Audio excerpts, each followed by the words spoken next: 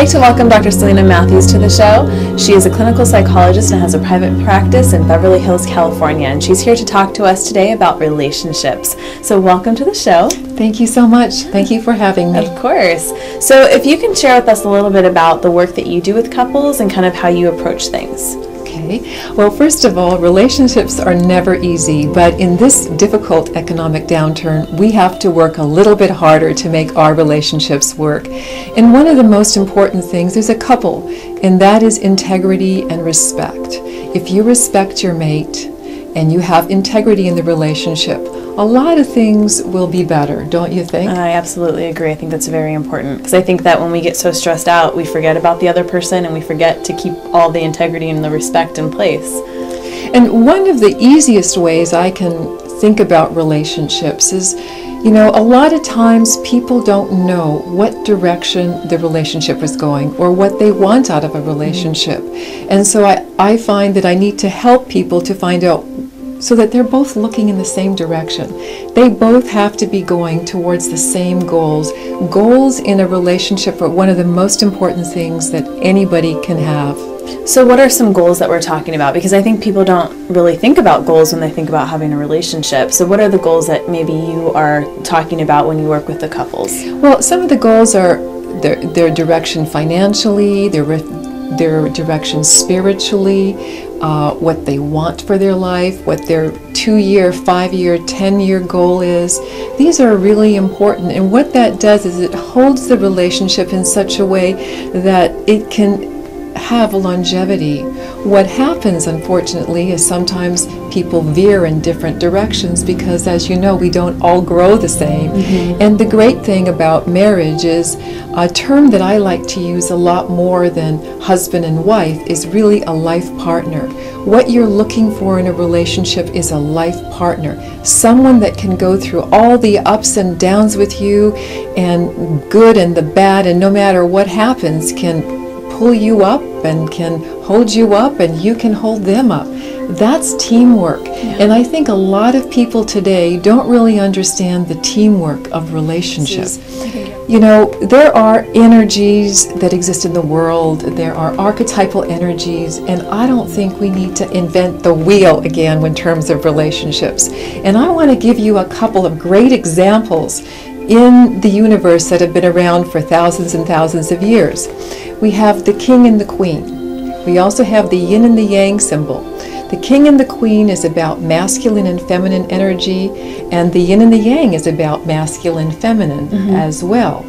And I want to look at these two things because I think sometimes, especially now, we have a lot of very strong and powerful women. And women, which is a good thing. Yes, yes, it is a great thing, Elizabeth. But what happens is when they go home, they are being strong and powerful with their man. Now, you can't have two alpha dogs in the same room. Right. You're going to have a dog fight. Correct. So what I'm trying to have people understand is someone has to take the yang position and someone has to take the yin position. That's the best way that I can do that. Or you can have the king and queen as different images to use. I think that helps people to conceptualize how to have a really healthy relationship version. Well, I think it's kind of a balance, you know, in some areas one person may be more here and in the other areas the person, it's like the yin and the yang, it's like a dance almost, I think, sometimes. It is a dance, but there has to be someone that controls the relationship. Sometimes women want to tell their men what to do all the time. And what they do is they emasculate the men and they take away their power because they feel powerless. And so rather than doing that, there's a way of working together where one is not overly and one is not underly, so there can be middle ground. I'm always trying to find middle ground in every single relationship because we want to keep all the families together. That's the goal. Healthy, strong, happy families. So my question is, because I can see how sometimes somebody, you know, and I don't want people to twist things, so somebody, let's say, a man who may unfortunately be abusive, okay, and if he hears the message of, oh, well, there's supposed to be somebody who's dominant and I'm dominating you and that's just the way it is and you need to do what I say, how do you work with that? You know what I mean?